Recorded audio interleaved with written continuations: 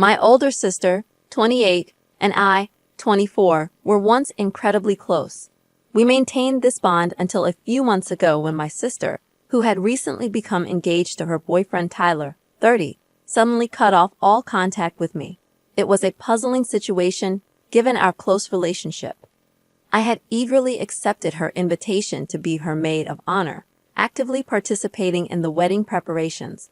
However, around 2 months ago, she inexplicably stopped talking to me. She removed me from the bridesmaids group chat, ignored my calls and texts, and even refused to let me into her house when I visited.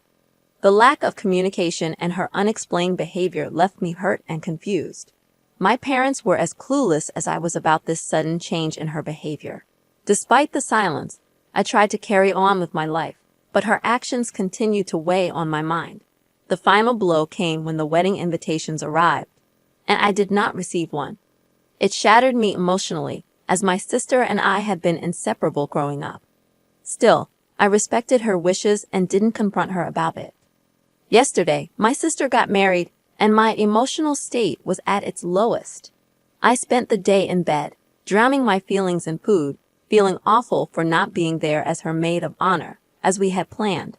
Then, an unexpected call from my mother brought some clarity. During her wedding speech, my sister mentioned me and accused me of trying to steal Tyler from her at their engagement party. She joked about how I had a history of taking her things, but assumed I would stop at clothes and not go after her future husband. This revelation made everyone uncomfortable, and my mother was furious. I tried to explain to my mother that I hadn't done any such thing, but she was too upset to listen to me. She was angrier with my sister for airing our dirty laundry in front of our family and friends. Since she couldn't confront my sister on her wedding day, I bore the brunt of her anger. Finally, I realized why my sister had cut me out of her life, and I placed the blame on Tyler.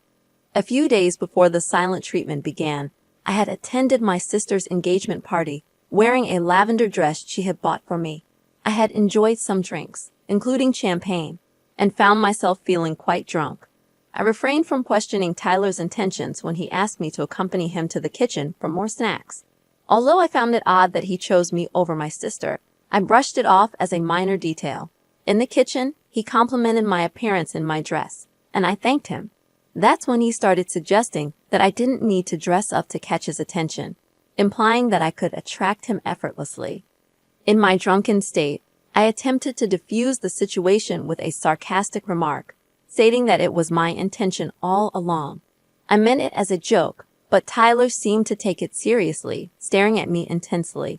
Just then, my sister walked in, seemingly cheerful, and ushered us out, urging us to enjoy ourselves. I didn't think much of the incident at that time, but looking back, I realized that this might have been the reason for her anger.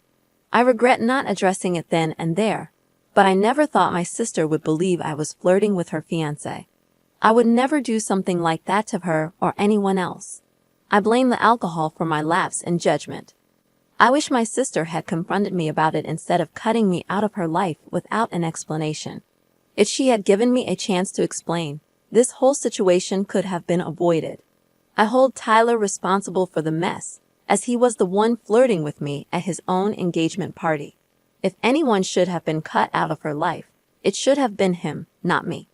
Now that I understand the reason for her anger, I'm torn between feeling foolish for my sarcastic response and frustrated that my sister didn't talk to me about it.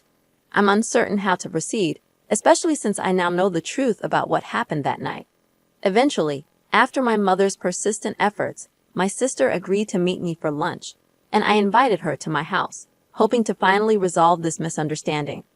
I hesitated to discuss the matter in front of Tyler. The atmosphere was tense, and my sister appeared distant, which stung a little.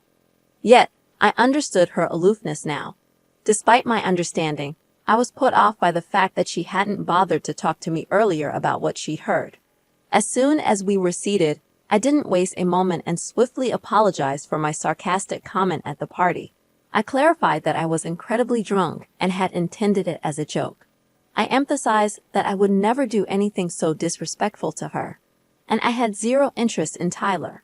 The conversation that day had been initiated by Tyler, and I had attempted to lighten the intensity with humor, given my shock at his advances and my intoxicated state. While explaining, my sister looked increasingly perplexed and interjected, claiming she thought I had initiated the conversation. Apparently, after the party, she confronted Tyler, who concocted a story where he painted me as the aggressor. He alleged that he flirted with me that one time because he was afraid I might harm myself or create a scene in my drunken state. To validate his story, he showed her a selfie he had downloaded from my Facebook account, falsely claiming I had sent it to him. According to him, I had been persistently texting him, making him uncomfortable for months. He said today's incident was the final straw. He even shed a few tears to enhance his act, which my sister, unfortunately, fell for. I displayed my inbox, revealing the truth about my limited interactions with Tyler. As I shared this, my sister appeared utterly disoriented, caught between believing her sister and the manipulative tale spun by Tyler. Ordinarily, I would have expected her to unquestioningly trust me, being her sister. However, the situation had become painfully complicated. My sister had just married a man who, as it turned out, had been deceiving her all along, even to the point of lying about me. She felt like her entire world had been turned upside down, and I empathized deeply with her situation. I regretted not being forthright with her that day, choosing instead to avoid confrontation. I knew that if I had spoken up then, this entire mess could have been avoided. Once the truth came out, my sister didn't say much and left, but I understood the turmoil she was going through. Ultimately, the decision of whom to believe rested with her, and I respected that. I had done my part by sharing my side of the story, the truth. Now, all I could do was hope for a positive resolution for both of us. As for Tyler, I had no sympathy for him. He could go to hell, as far as I was concerned. The last time I talked to my sister was a devastating experience for her, realizing that her husband might not have been truthful and that she could be with the wrong person was a harsh reality. That was 3 days ago, and since then, significant developments occurred. My sister confronted Tyler about his claims regarding me hitting on him. Initially, he vehemently denied it, labeling me a liar with no morals, accusing me of attempting to break them up. However, under my sister's persistent questioning, he eventually confessed. He admitted fabricating the entire story that night, shifting the blame onto me. He tried to pass it off as a drunken mistake, but his lie unraveled.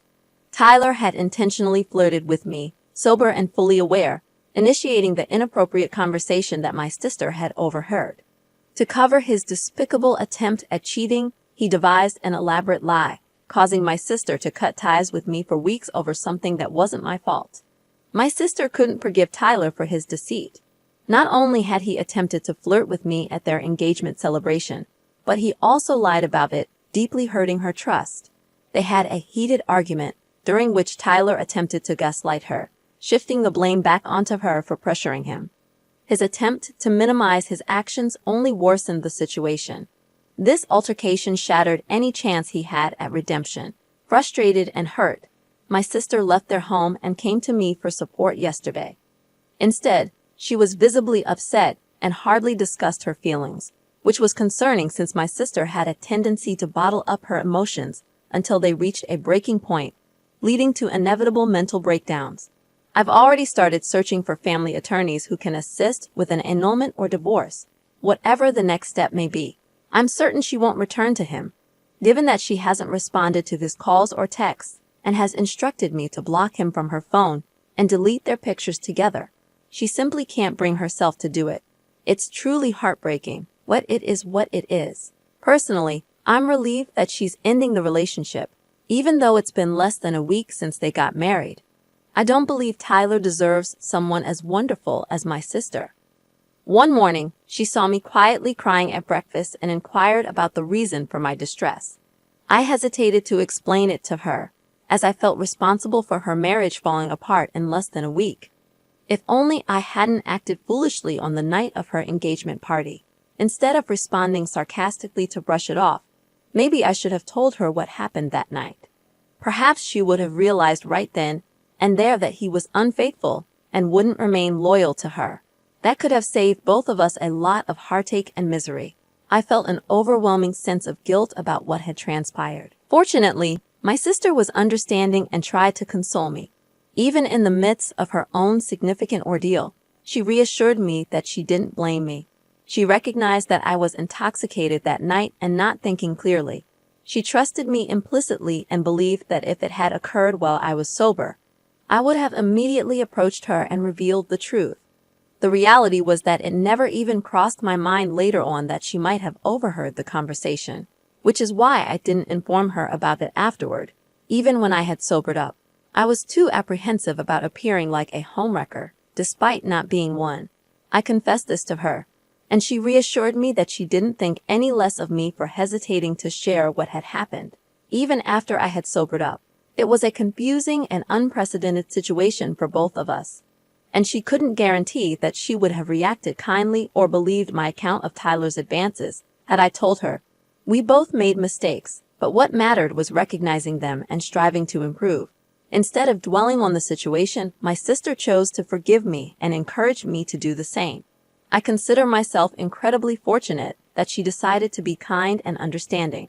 She truly is the best older sister I could have asked for. Honestly, they are going to file for divorce with mutual consent.